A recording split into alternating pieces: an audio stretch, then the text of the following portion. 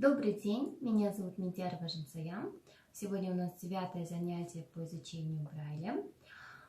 Как всегда, мы начинаем с повторения. Давайте с вами повторим букву, которую мы прошли.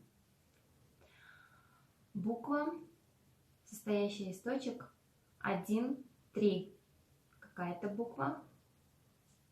Правильно, буква К. Дальше.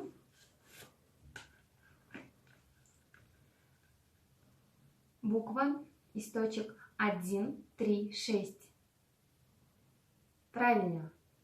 Буква У. Следующая буква.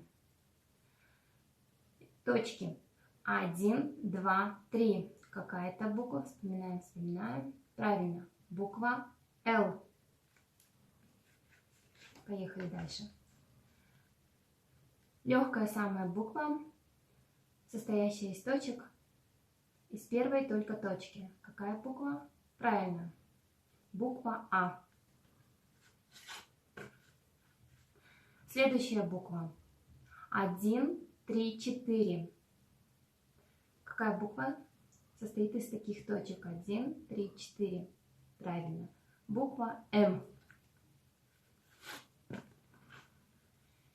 И буква, которую мы последнюю изучали на последнем занятии, состоит из точек 1, 2, 3, 5. Какая это буква? Правильно. Буква Р. Кто назвал правильно все буквы, похвалите себя. Молодцы. Сегодня мы с вами приступим дальше к изучению нового материала. Как всегда, я ложу колодочку перед вами, как будто вы сидите передо мной, чтобы вам было удобно смотреть и понимать. Сегодня мы с вами пройдем немножко больше букву и грамматический знак. Начнем с буквы. Буква И. Игла. Точки 2, 4. Буква И. 2, 4. Пропишите, у кого есть колодки дома, на колодочке букву И. Когда вы это сделаете, приступите к прописи буквы И в приборе до тех пор, пока она у вас идеально не получится, без ошибок. На этой колодочке можно потренироваться в прописи букв. Слов, точнее, с этой буквой. Например, давайте напишем Кирилл. Имя, да?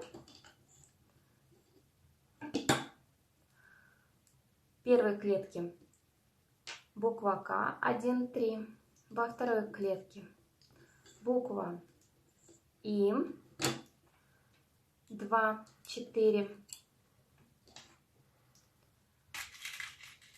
В третьей клетке буква Л, точки 1, Р, точнее, да? 1, 2, 3, 5, Р. В следующей, четвертой клетке буква И, 2, 4. В следующей клетке буква Л, 1, 2, 3. И еще одна буква Л в следующей клетке.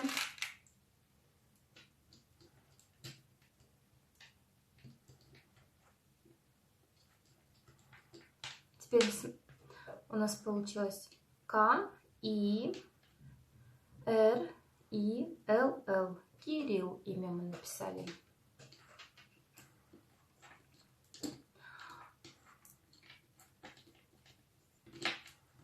Пишите разнообразные слова самостоятельно, а также просите своих родных, близких людей, чтобы они помогли вам, писали вам, а вы уже читали написанное. Следующее. Давайте изучим. Это грамматический знак. Точка. Я вам ее показываю. 2, 5, 6. Значит, точка состоит из точек 2, 5, 6. Вот такой грамматический знак. Желательно, чтобы вы прописали краткие предложения и в конце, конечно, поставили точку. Можно написать такие предложения, например, Клара мала, у Карла мак, у Марка лукум, у Марка рамки, кукла мала, у Макара марка, у Карла рамка. Вот такие вот краткие предложения. И в конце обязательно поставьте точку.